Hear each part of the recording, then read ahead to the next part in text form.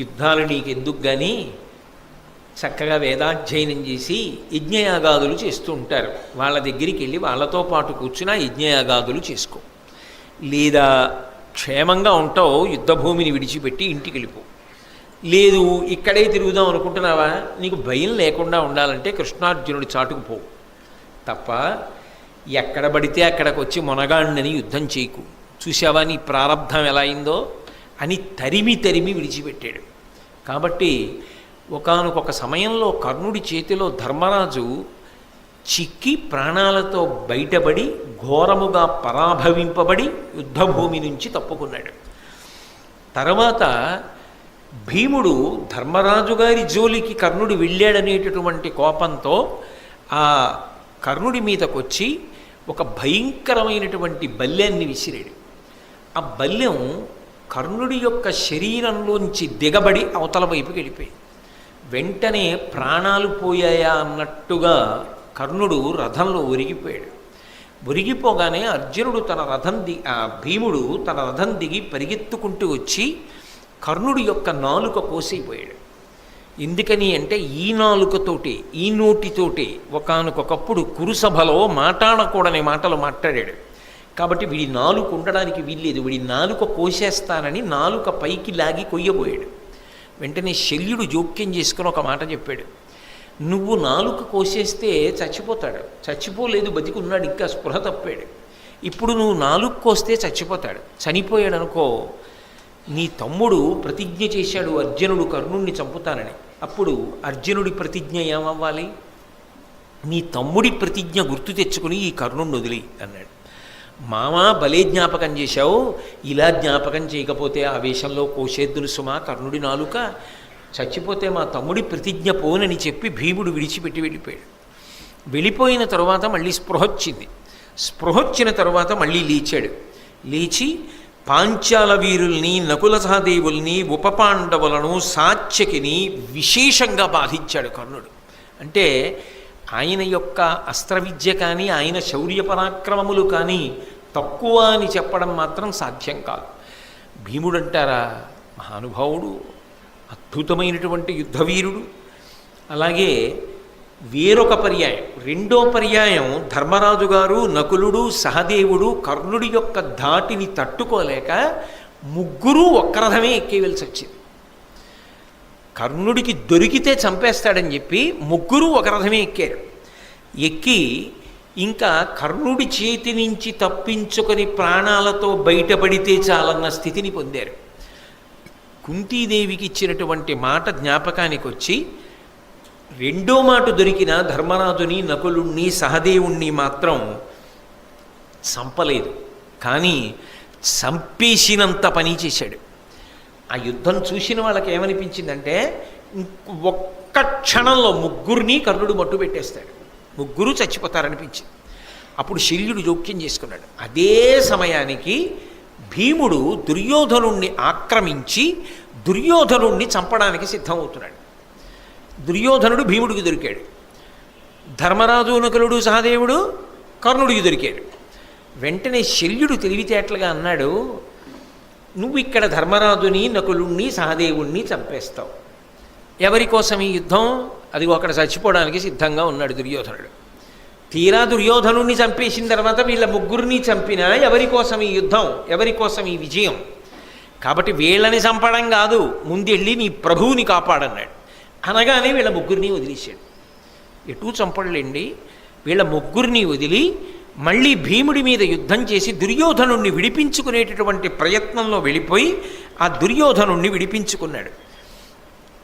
కర్ణుడు మధ్యందినటువంటి మార్తాండుడైపోయాడు. ఆ రోజు మధ్యాహ్న యుద్ధంలో అయిపోయి భార్గవాస్త్రాన్ని ప్రయోగించాడు, పరశురాముడిచ్చిన అస్త్రం. ఆ అస్త్రాన్ని ప్రయోగించడం వల్ల పాండవ సైన్యం అంతా కాకావికలైపోయింది. అయిపోయి అసలు యుద్ధభూమిలో నిలబడిన వారు లేరు, అందరూ విన్నిచ్చి పారిపోతున్నారు. ఆ పారిపోతున్న సమయంలో ఈ గొప్ప ఘోషనంతటినీ కూడా కృష్ణార్జునుడు గమనించారు. గమనించి ఈ సమయంలో మనం కూడా కర్ణుడి ముందుకు వెళ్ళడం మంచిది కాదు అర్జున, ఎందుచేత అంటే ఆయన దుర్నిరీక్షుడై ఉన్నాడు, చాలా ఉత్సాహంతో ఉన్నాడు. ఇటువంటి సమయంలో మనం ఎదురుపడితే కర్ణుడి యొక్క వీర ప్రదర్శనమునందు తట్టుకు నిలబడగలమన్న నమ్మకం తక్కువ. కాబట్టి కొంతసేపు అసలు కర్ణుడి ముందుకి వెళ్ళద్దు అన్నాడు కృష్ణుడు. వెంటనే అర్జునుడు అన్నాడు, పట్టపగిలింటి సూర్యుని పగిది కర్ణుడు ఉగ్రమూర్తి అయి వెలుగుచునున్నవాడు, మన రథం విప్పుడు మాధవ మరలనిమ్ము బ్రతికియుండిన శుభములు పడయవచ్చు. అర్జునుడు కూడా ఏమన్నాడంటే, మధ్యాహ్న కాలంలో వెలిగిపోతున్న సూర్యబింబం ఎలా ఉంటుందో కర్ణుడు అలా ఉన్నాడు, అటువంటి యుద్ధం చేస్తున్నాడు. కృష్ణ, నా రథాన్ని కర్ణుడి రథం ముందు పెట్టకు, ఇప్పుడు కానీ యుద్ధానికి ఎడితే కర్ణుడు నన్ను చంపినా చంపుతాడు, కాబట్టి బ్రతికితే సుఖాలు పొందొచ్చు, రథాన్ని దూరంగా తీసుకుపో అన్నాడు. ఆ తర్వాత ధర్మరాజు గారు ఈ కర్ణుడి చేతిలో ఘోరంగా అవమానింపబడి విడవబడ్డాడు కదా రెండో మాట నకుల సహదేవులతో కలిపి. నకుల సహదేవుల్ని యుద్ధానికి పోయి భీముడికి సహాయం చేయండి అని చెప్పి ఆ కర్ణుడు అన్న మాటలు మనసుని ములుకుల్లా గుచ్చుకుంటుంటే తట్టుకోలేక శిబిరానికి వెళ్ళిపోయి శరీరంలో గుచ్చుకున్న బాణాలన్నీ బయటికి లాగించుకుని అపారమైన శోకంతో పడుకుని ఉన్నాడు. ఆ తర్వాత కృష్ణార్జునుడు ఇద్దరూ వచ్చారు. మీరు మహాభారతంలో శ్రీకృష్ణుడు అన్న దగ్గర దాని గురించి సవివరంగా విన్నారు. వచ్చిన తరువాత కర్ణుణ్ణి గెలిచి వచ్చాడు అర్జునుడు అనుకుని ధర్మరాజు గారు మాట్లాడటం, నేను ఇంకా గెలవలేదు అని చెప్పడం. ఆగ్రహించినటువంటి ధర్మరాజు గారు గాంధీవాన్ని కృష్ణుడికి ఇచ్చి కృష్ణుడు గెలుస్తాడన్నాం, గాంధీవం ఎవరికైనా ఇచ్చేయమని ఎవడంటాడో వాడి తల పగలగొట్టేస్తాను, వాడిని చంపేస్తానని ప్రతిజ్ఞ చేశానని చెప్పి అర్జునుడు వరలోంచి కత్తి తీయడం. ఇదెక్కడి గొడవ, శత్రువీరుల్ని చంపడం మానేసి మీలో మీరు పొడుచుకు చచ్చిపోతే ఇంకా యుద్ధం ఎవరి కోసమని కృష్ణుడు ఆపి అర్జునుణ్ణి, పెద్దవాణ్ణి అనరాని మాటలంటే చంపినట్టే, కాబట్టి ధర్మరాజు గారిని కొంతసేపు నింద చేయమంటే ధర్మరాజు గారిని అర్జునుడు నింద చేసి చంపిన దానితో సమానం అయిపోయింది. కాబట్టి ఇప్పుడు కత్తి తీసి తాను పొడి చేసుకోబోయాడు. ఇది నువ్వెందుకు పొడి చేసుకుంటున్నావు అన్నాడు కృష్ణుడు. ఇంతటి మహాత్ముడు ధర్మరాజు గారిని నిందించాను కాబట్టి ఈ శరీరంతో ఉండలేను, నేను పొడి చేసుకుంటానన్నాడు. నేను పొడి చేసుకుంటానంటే మళ్ళీ కృష్ణుడు జోక్యం చేసుకుని, ఎవడిని వాడు పొగుడుకుంటే వాడు మరణించినట్టే, కాబట్టి నిన్ను నీవు పొగిడేసుకో కాసేపు అన్నాడు. అప్పుడు అర్జునుడు మళ్ళీ తనని తాను పొగుడుకున్నాడు. ఇద్దరూ ఉపద్రవంలోంచి గట్టున పడ్డారనుకునేసరికి ఇప్పటి వరకు అర్జునుడు నన్ను ఏదో నింద చెయ్యాలి కాసేపని నింద చేసినా అందులో సత్యం ఉంది, నా వల్ల వాళ్ళు బాధపడుతున్నారు, నేనే మాయాద్యూతంలో అనవసరంగా పాల్గొని వీళ్ళందరికీ కష్టాలు తెచ్చాను, నేను అడవికి వెళ్ళిపోయి తపస్సు చేసుకుంటాను, భీముడికి పట్టాభిషేకం చేయండి అని ధర్మరాజు గారు వెళ్ళిపోతున్నాడు. మళ్ళీ కృష్ణుడు వెళ్ళి ధర్మరాజు గారిని పట్టుకుని తీసుకొచ్చి కూర్చోబెట్టాడు. కర్ణుడు కొట్టిన దెబ్బ ధర్మరాజు గారిని శారీరకంగా మానసికంగా బాధపెట్టి అన్ని మలుపులు తిప్పింది కథని. కృష్ణుడు ఉన్నాడు కాబట్టి నిలబడింది పాండవ శిబిరం, లేకపోతే అసలు ఏమైపోనో కర్ణుడి దెబ్బకి ఆ రోజుని. సరే, అప్పుడు ధర్మరాజు గారికి అర్జునుడు కృష్ణుడు నమస్కారం చేశారు. ఇవాళ కర్ణుణ్ణి చంపి మాత్రమే తిరిగి వస్తాం అని యుద్ధానికి బయలుదేరారు. బయలుదేరేటప్పుడు ఇందాక తిరిగి వస్తున్నప్పుడు అర్జునుడు చూసిన పరిస్థితి ఏమిటి? కర్ణుణ్ణి మధ్యందిన మార్తాండుళ్ళ ఉన్నాడు. అదే పటాటోపంతో, అదే ఆటోపంతో, అదే శౌర్యంతో, అదే పరాక్రమంతో, అదే విజృంభణంతో ఉన్నాడు. ముందు మానసికంగా అర్జునుడిలో ఒక కక్ష, ఒక పగ బాగా ప్రజ్వరిల్లితే తప్ప కర్ణుణ్ణి చంపి తీరాలనేటటువంటి ఉత్సాహం రాదు. అది కృష్ణ సారథ్యం అంటే. కాబట్టి అర్జునుడితో అన్నాడు, నీ అస్త్రశక్తి ఎంతటిదో అర్జున మరిచిపోయావా? నువ్వు వేసినటువంటి బాణ పరంపరలకి తట్టుకోలేక కదా భీష్మాచార్యుడు పడిపోయాడు, నీకే విలువిద్య నేర్పినటువంటి ద్రోణుడే పడిపోయాడే నిన్ను తట్టుకోలేక. మరిచిపోయావా? మాయాద్యూతంలో మిమ్మల్ని అందరినీ ఒకసారి ఓడించి రాజ్యాన్నంతటినీ కబళించి మీ ఒంటి మీదున్న పైబట్టలు కూడా తీయించి కింద పెట్టించారు. రెండో మాట మళ్ళీ మాయాద్యూతం ఆడి 12 సంవత్సరములు అరణ్యవాసం, 1 సంవత్సరం అజ్ఞాతవాసం చేయించారు. 13 సంవత్సరాలు మీరు పడ్డ కష్టాలకన్నింటికీ కారణమైన ప్రధానుడు కర్ణుడితో యుద్ధానికి ఎడుతున్నాం అర్జున. నీ పౌరుషాన్నంతటినీ కూడా పుంజుకో, నీ ప్రతాపాన్నంతటినీ ప్రదర్శించు, కర్ణుడి తల తెగిపోలిసిందే ఇవాళ. కాబట్టి అన్ని పాపములు చేసిన వాడు ఇవాళ నీ కంటపడుతున్నాడు అంటే అర్జునుడిలో ఎంత పౌరుషం పెరుగుతుంది అంటూ ఇంకొక మాట అన్నాడు, అన్నిటికన్నా ఒక్క విషయాన్ని గుర్తుపెట్టుకో, ఏ మత్స్యయంత్రాన్ని కొట్టి నువ్వు ద్రౌపదీదేవిని భార్యగా స్వీకరించడానికి సిద్ధపడ్డావో, తదనంతరం వేదవ్యాసుని యొక్క వాక్కు చేత, కుంతి వాక్కు చేత ద్రౌపదీదేవి మీ 5గురికి భార్య అయిందో, ఎవరు రాజసూయాగం చేసిన తరువాత అవబృధ స్నానం చేసినటువంటి తలకట్టుతో ఆ దుర్యోధనుడి యొక్క సభలోకి ప్రవేశించిందో, ఏ ద్రౌపదీదేవి యొక్క కొప్పు పట్టి ఈడ్చి వస్త్రాపహరణం చేశారో, ఏ ద్రౌపదీదేవి వంక కర్ణుడు తిరిగి జూదంలో ఓడిపోని 6వ భర్తని వెతుక్కో అని నవ్వాడో, అటువంటి దుర్మార్గుడైన కర్ణుడి మీద యుద్ధానికి ఎడుతున్నావు, తల మిగలచ్చా కర్ణుడిది అంటే, ఇక అర్జునుడు ఎంత పగతో వెళ్ళాలో అంత పగతో వెళ్ళడానికి, అంత ఉత్సాహం పుంజుకోవడానికి కావలసినది నూరి పోసేశాడు కృష్ణ పరమాత్మ. చిట్ట చివర నీకు 2 మాటలు చెప్తా అర్జున, నేనే రాయబారానికి వెళ్ళా మీకోసం. నేను రాయబారానికి వెళ్ళినప్పుడు నన్నే పట్టాలి, బంధించాలి అని ప్రయత్నం చేసిన దుష్టచతుష్టయంలో ఈ కర్ణుడు లేడా? కృష్ణుడంటే ప్రాణం అర్జునుడికి. నన్ను పట్టాలనుకున్నాడు కదా, ఇప్పుడు నువ్వు పౌరుషం ప్రదర్శించవా? దానికి ప్రతీకారం ఇప్పుడు చెయ్యవా? అన్నిటికన్నా అర్జున, నువ్వు స్మరించవలసినది ఒకటి ఉంది. నీ కొడుకు ముక్కుపచ్చలారనివాడు, మహావీరుడు. నువ్వు లేనప్పుడు పద్మవ్యూహాన్ని భేదించి లోపలికెడితే చుట్టుముట్టి అపాయాన్ని కల్పించి కుట్ర చేసి వెనక నుంచి బాణం వేసి అతని విల్లు విరిచి కత్తి పలక పట్టుకుని ఆకాశానికి ఎగిరి కిందకి దిగుతుంటే అతని పలకని భేదించి ఆ అభిమన్యుడు, అర్జున నీ కొడుకు మరణించడానికి కారణం ఆ కర్ణుడే. అటువంటి కర్ణుడితో చాలాసేపు యుద్ధం చేస్తావా? నీతో యుద్ధం చెయ్యలేక కర్ణుడి తల తెగి భూమి మీద పడిపోద్దా? అది నువ్వు చూడద్దా? నీ బంధువులు, నీ యొక్క హితాన్ని కోరుకునేవాళ్ళు, నీ శ్రేయోభిలాషులు ఎంతమంది ఎన్నిసార్లు మనసు కష్టపెట్టుకున్నారా కర్ణుడి యొక్క ప్రవర్తనకి? అటువంటి వాడు ఇవాళ నీకు ఎదురుపడబోతున్నాడు. అర్జునుణ్ణి చంపుతానని ఇన్ని మాటలు ప్రగల్భములు పలికినవాడు, ప్రతిజ్ఞ చేసినవాడు నీ కంటి ముందు పడుతున్నాడు. ఆ కర్ణుణ్ణి చంపుతానని నువ్వు ప్రతిజ్ఞ చేశావు కాబట్టి ఇవాళ నీ ప్రతిజ్ఞ నువ్వు నెరవేర్చుకుని పరమ సంతోషంతో నిన్ను కన్న తల్లి కుంతి ముందుకెళ్ళి, అమ్మా ప్రతిజ్ఞ నెరవేర్చుకున్నానని చెప్పాలి. ద్రౌపదీదేవి ముందుకెళ్ళి చెప్పాలి, మీ అన్నయ్య హృదయశల్యంతో బాధపడుతున్నాడు, కర్ణుడు ఇంతగా నన్ను పరాభవించాడని. మీ అన్న ఆనందపడేటట్టుగా కర్ణవధ జరగాలి. అర్జున ఈ మాటలన్నీ విన్నాడు, పరమానందం పొంది కృష్ణ రథాన్ని పోనీ కర్ణుడి వైపు కన్నాడు. అర్జునుడి రథం ఎప్పుడైతే కర్ణుడి వైపుకి దూసుకొస్తోందో కర్ణకుమారుడు అడ్డుపడ్డాడు. కర్ణుడు చూస్తుండగా ఆ కర్ణుడి యొక్క కుమారుణ్ణి ఉత్తమౌజుడు అనబడేటటువంటి పాండవ వీరుడు సంహరించాడు.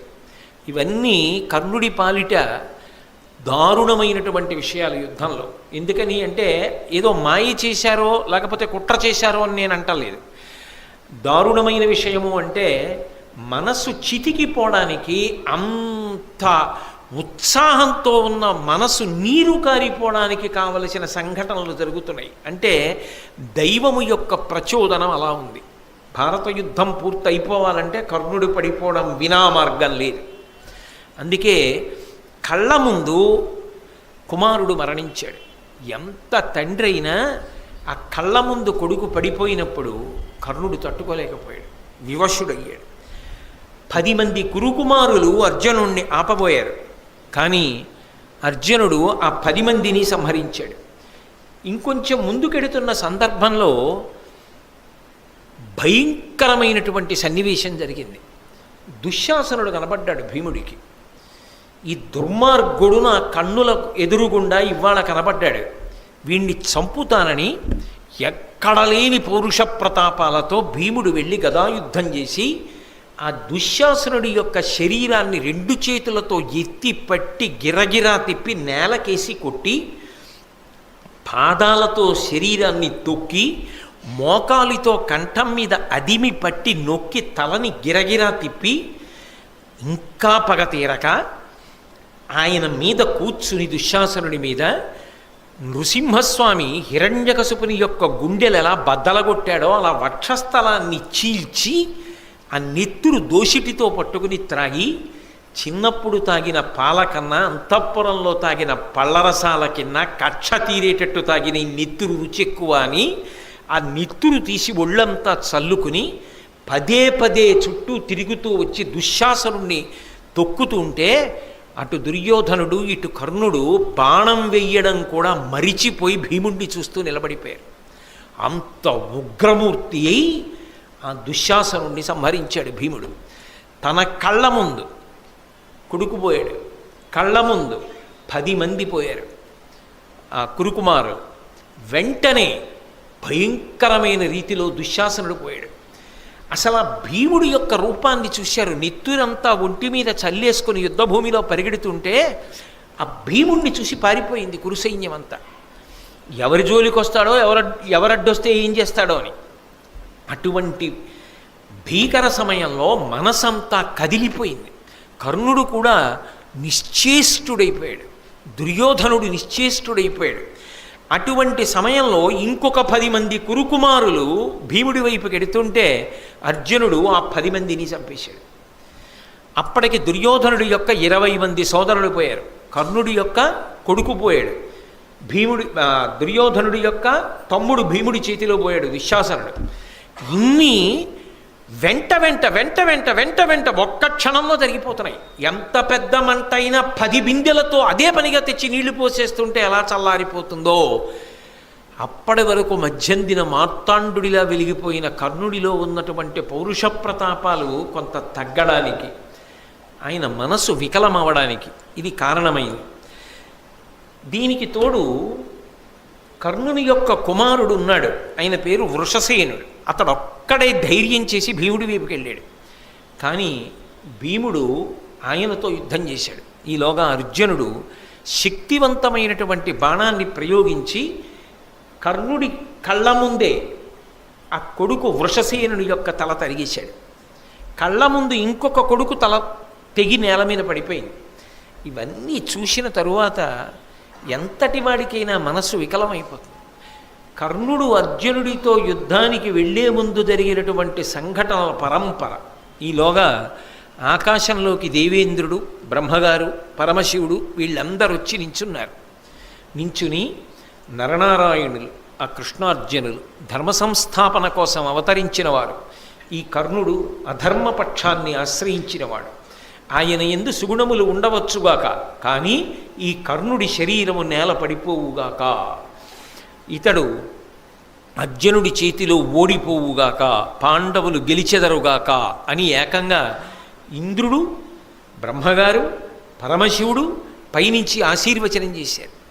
దానికి తోడు కృష్ణ పరమాత్మ సారథ్యం చేస్తున్నాడు. ఇద్దరి మధ్య భయంకరమైన యుద్ధం ప్రారంభమైంది. అటు కృష్ణార్జునులు ఇద్దరూ శంఖాలు పూరించారు, ఇటు కర్ణశల్యులు ఇద్దరూ శంఖాలు పూరించారు. ఒకరు వేసిన అస్త్రానికి తీసిపోకుండా రెండో వారు అస్త్రం వేస్తున్నారు. కర్ణార్జునుల యొక్క యుద్ధం జరుగుతుంటే ఇక చాలా సైన్యం మనమేముంది, క్షణాల మీద కొట్టుకోవచ్చు, చావచ్చు, ఈ యుద్ధం మళ్ళీ చూడడం కుదురుతుందా అని యుద్ధం మానేసి చూస్తూ నిలబడ్డారు. అంత భయంకరమైనటువంటి యుద్ధం జరిగింది. ఇక అర్జునుణ్ణి నిర్జించాలనేటటువంటి బలమైన సంకల్పంతో తాను ఖాండవవన దహనం చేసినప్పుడు తన దగ్గరికి వచ్చి నాగాస్త్రంగా మారినటువంటి అశ్వసేనుడు అనబడేటటువంటి సర్పానికి సంబంధించినటువంటి బాణము కర్ణుడు వరలో పెట్టి ప్రత్యేకంగా చందనముతోటి పుష్పాలతోటి పూజ చేసి ఎప్పుడూ భద్రంగా ఉంచుతాడు. అటువంటి బాణాన్ని తీసి గురి చూసి సంధించి అర్జునుడి మీదకి విడిచిపెడుతున్నాడు. శల్యుడు కర్ణుడి వంక చూసి అన్నాడు, నువ్వు పెట్టిన గురి సరికాదు, కంఠానికి పెట్టపోయి క్రీగంటి దగ్గర పెట్టావు, మార్చ్ అన్నాడు. ఈ మాట అనేటప్పటికీ కర్ణుడికి ఎక్కడలేని కోపం వచ్చింది. నేను యోధాన యోధుణ్ణి, నాకు గురి పెట్టడమే రాదా, నువ్వు అన్నావు కాబట్టి నేను గురి మార్చను, నేను అలాగే వేస్తాను బాణాన్ని అని బాణం వేశాడు.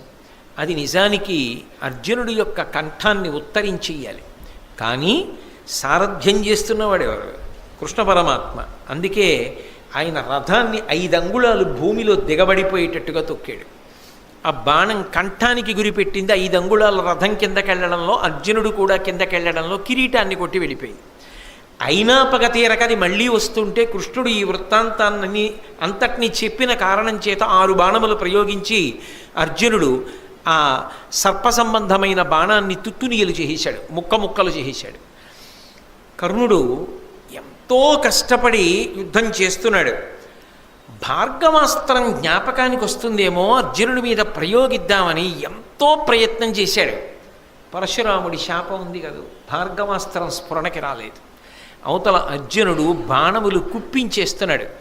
అదే సమయంలో ఆ కర్ణుడి యొక్క రథచక్రం భూమిలో దిగబడిపోవడం మొదలుపెట్టింది.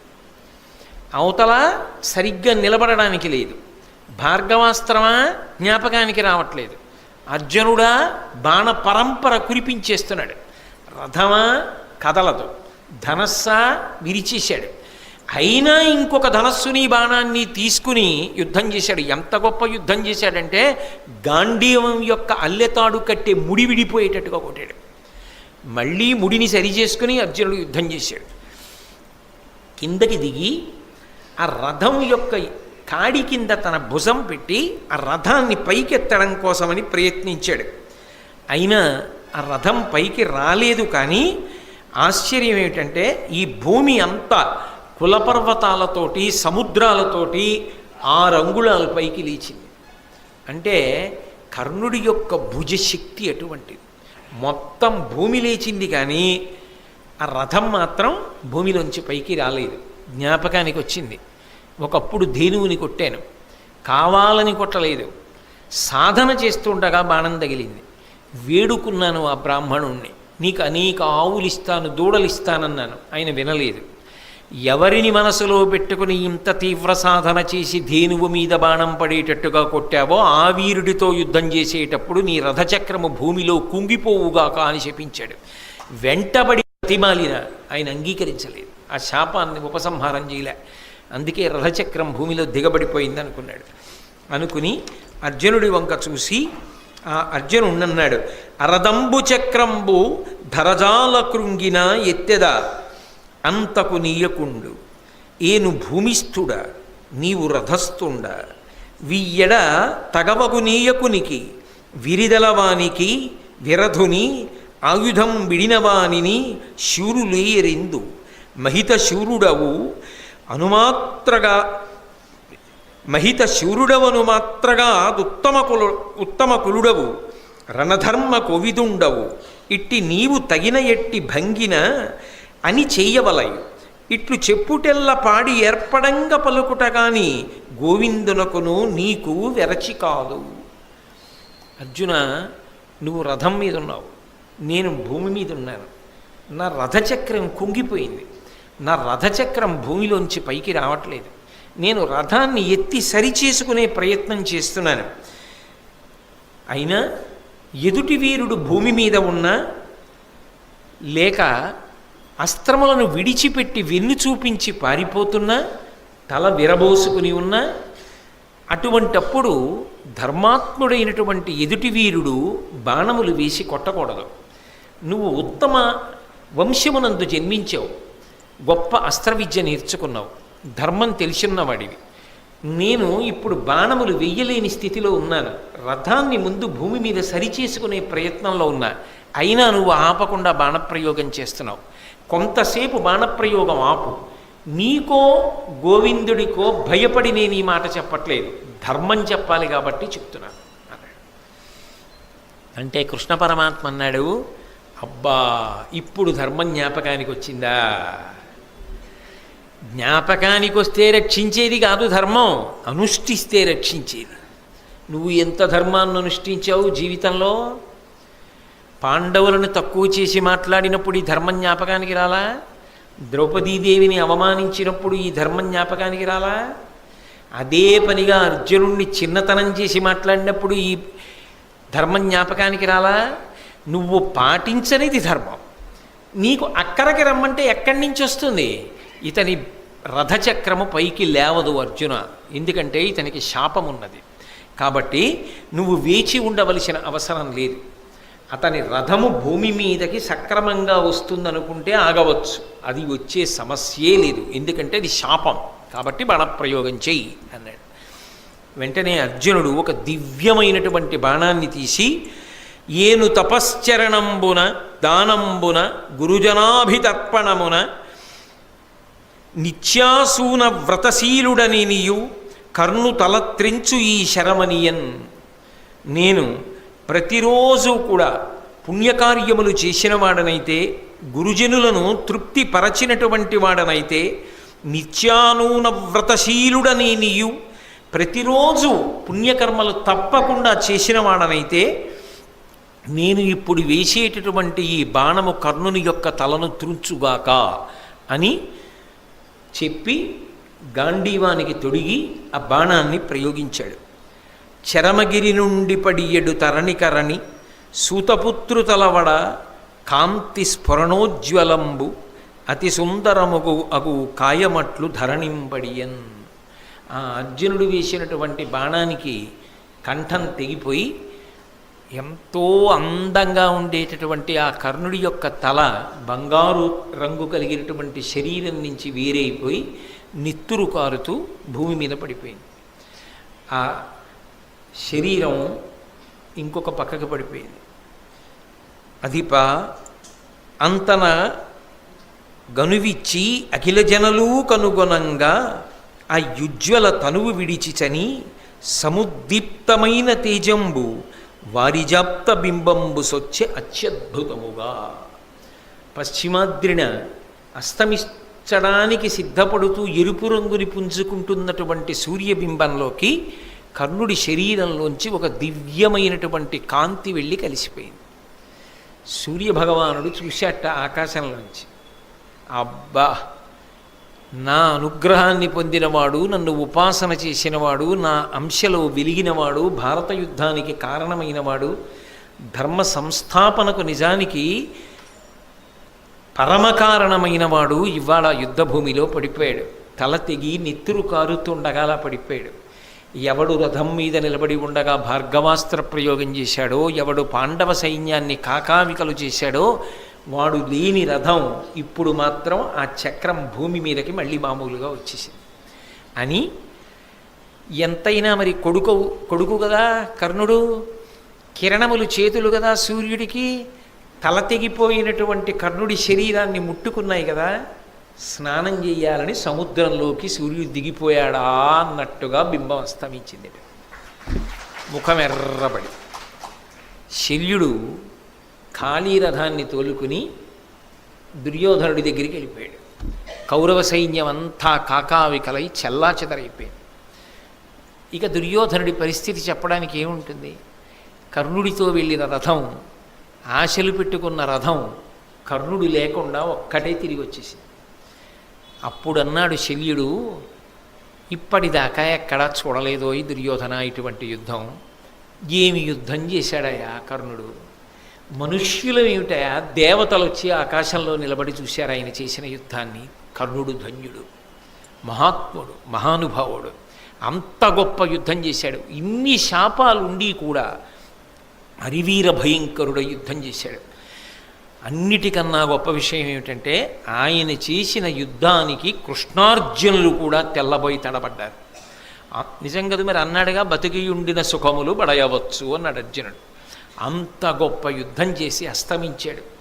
అటువంటి మహావీరుడు, ఆయనకి సారథ్యం చేశానన్నాడు. ఇప్పుడు కర్ణుడు పడిపోయిన తర్వాత ఆ విధంగా మహాభారత యుద్ధకాలమునందు కర్ణుడు పడిపోయాడు. ఆ తర్వాత నల్లేరు మీద నడక, మిగిలిన వాళ్ళు పడిపోయారు. దుర్యోధనుడి తొడలు భీమసేనుడు విరగొట్టాడు. ధర్మరాజు గారికి పుణ్యజలాలతో కృష్ణ పరమాత్మ దగ్గరుండి పట్టాభిషేకం చేయించారు. ఆ పూజలో ఉంచి పూజించినటువంటి శంఖంలోకి నదీ జలములన్నింటినీ తీసి సమస్త భూమండలానికి సార్వభౌముడిగా ధర్మరాజు గారికి పట్టాభిషేకం చేశారు. ధర్మరాజు గారు పట్టాభిషిక్తుడైన తరువాత అప్పుడు భూమి అంతా సస్యశ్యామలమై ధార్మికమైనటువంటి బుద్ధితో ప్రజలందరూ ప్రవర్తిస్తూ సంతోషంగా ఉంది. నరనారాయణుల యొక్క అవతారమునకు కావలసినటువంటి ప్రయోజన సిద్ధి కలిగింది. అంత గొప్ప భారతం. ఆ భారతం వచ్చినదే ధర్మ సంస్థాపనకి. ఆ ధర్మ సంస్థాపనలో అత్యంత క్లిష్టమైన ఘట్టము కర్ణుడు పడడం. దాని చేత నరనారాయణులు ప్రీతి చెందారు. ధర్మ సంస్థాపన జరిగింది అని చెప్పి దేవతలందరూ సంతోషించారు. కర్ణుడికి కూడా అంతకన్నా మార్గం లేదు కాబట్టి ఆయన కూడా ఉత్తమగతులను పొంది వీరస్వర్గాన్ని అలంకరించాడు. కాబట్టి ఈ విధంగా ధర్మరాజు గారు పట్టాభిషేకం చేసుకున్న కారణం చేత చాలా చాలా గొప్పగా భూమి అంతా సస్యశ్యామలమై సంతోషకరంగా ప్రజలందరూ జీవనాన్ని కొనసాగించారనేటటువంటి మంగళకరమైన ఘట్టం దగ్గర నేను ఇవాల్టి ఈ ప్రవచనాన్ని పూర్తి చేస్తున్నాను. కానీ ఒక్కటి చెప్తారు పెద్దలు, మహాభారతంలో కర్ణుడు చాలా చాలా గొప్ప విషయం, అది వినడం, అది చెప్పడం కూడా అభ్యున్నతికి హేతువు అంటారు. కర్ణ వధ కూడా అంత చాలా గొప్పది అని చెప్తారు. చాలా ఆశ్చర్యకరంగా ఇవాళ నేను కర్ణవధ చెప్పాలి అని తెల్లవారకట్ట లేచి అయ్యో కర్ణుడు పడిపోవడం చెప్పాలి, ఇవాళ కర్ణుడు పడిపోవడం చెప్పాలి అని మానసికంగా సిద్ధపడుతున్నా. ఎందుకంటే అటువంటి క్లిష్టమైన విషయం చెప్పడం నాకు బాధాకరమే. నేను సభలో పంచుకోలేను. కానీ మహాభారతము ఎంత శక్తివంతమైనదో నాకు ఇవాళ అనేక సందర్భాల్లో నిరూపణ అయింది. నేను అటువంటి సందర్భాలు జరిగినప్పుడు నా భార్యని పిలిచి చూపించాను కూడా. చూసావా మహాభారతం ఎంత శక్తివంతం, ఎంత ఆశ్చర్యకరమైన విషయాలు జరుగుతున్నాయో చూసావా అని నేను నా భార్యతో పంచుకున్నాను. అంటే ఇవాళ నేను ఎప్పుడూ రానివాడిని సభకి ఆలస్యం అయ్యానంటే నా ప్రమేయం లేకుండా ఇవాళ చాలాసేపు గోశాలలో ధ్యానమందిరం దగ్గర కృష్ణ భగవానుడి దగ్గర నన్ను అట్టిపెట్టిన తరువాత పరమాత్మ ఈ ఘట్టాన్ని పూర్తి చేయడానికి పంపించాడు. అంటే అది సామాన్యమైన ఘట్టం కాదు. మహాభారతంలో కర్ణుడి పాత్ర పరిశీలనం అంత గొప్పది అని పెద్దలు ఎందుకు చెప్తారో స్వానుభవంలో నాకు అర్థమైంది. ఇది నేను కేవలంగా ఈ విషయాలు సభలో పంచుకోలేను. కానీ కొంతవరకు మీరు ఆ నమ్మకం కలిగిన వారు, ఆ సద్బుద్ధి కలిగిన వారు కాబట్టి ఈ రెండు మాటలు చెప్పకుండా ఉండలేక చెప్పాను. ఈసారి ఫిబ్రవరి 27వ తారీఖున ప్రారంభం చేసినటువంటి భారత ప్రవచనం ఇవాల్టితో పూర్తయిపోయింది.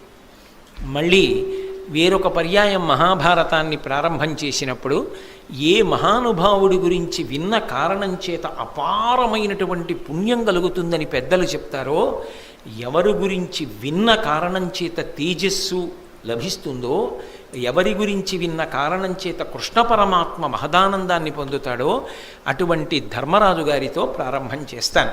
మళ్ళీ మహాభారత ప్రవచనం ఇప్పుడు ప్రారంభం చేస్తాను అన్న విషయాన్ని నేను ఇప్పుడు ప్రకటించలేను. కానీ ఆ తేదీ ప్రకటింపబడవలసిన సమయం ఆసన్నమైనప్పుడు గోపాలకృష్ణ గారు దాన్ని మీకు అందరికీ అందుబాటులోకి వచ్చేటట్టుగా చూస్తారు. కాబట్టి ఇవాల్టితో ఈ ప్రవచనాలు పూర్తి చేసినట్టు. మంగళాశాసనపరై వదాచార్య పురోగమై సర్వైశ్చ పూర్వైరాచార్యై సత్కృతాయాస్తు మంగళం. మంగళం కోసలేంద్రాయ మహనీయ గుణాత్మనే చక్రవర్తి తనూజాయ సర్వభౌమాయ మంగళం. ఉమాకాంతాయ కాంతాయ కామితార్థప్రదాయినే శ్రీగిరీశాయ దేవాయ మలినాథాయ మంగళం. సర్వం శ్రీ ఉమామహేశ్వర పరబ్రహ్మార్పణమస్తు. స్వస్తి.